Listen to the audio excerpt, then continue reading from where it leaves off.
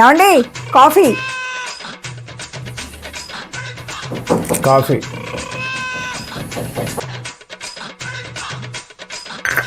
ఏంటి బాగా అలసిపోయినట్టున్నారు? అవునమ్మా, అలసిపోయాను. డ్యూటీలో అయితే 8 గంటలే పని. ఇంట్లో ఏంటి బాబు, ఎంత పని చేసినా తరగట్లేదు.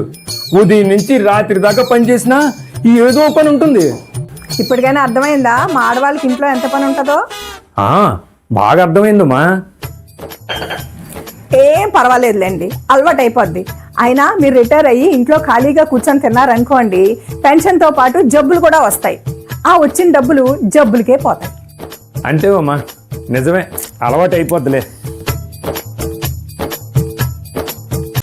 హలో రాంబాబు, మొన్న ఒక జాబ్ చూడమని చెప్పాను కదా, ఏమైందిరా? ఎల్లుండి జాయినింగా? ఇంటర్వ్యూ కూడా అక్కర్లేదా? నన్ను బతికించావురా బాబు. Okay, thank you. ఏమండి, మీరు మొన్న రిటైర్ అయ్యారు కదా, మళ్ళీ జాబ్ ఎందుకు? ఆల్రెడీ మీరు ఇంట్లో కష్టపడుతున్నారు కదండి, మీరు ఇంకా ఎక్కువ కష్టపడితే నేను చూడలేనండి. నేను జాబ్ అడిగింది నా కోసం కాదమ్మా, నీ కోసం. అవునా? నిజమా? అవునా? నిజమా? ఈ వయసులో జాబా? నేను చేయలేనండి.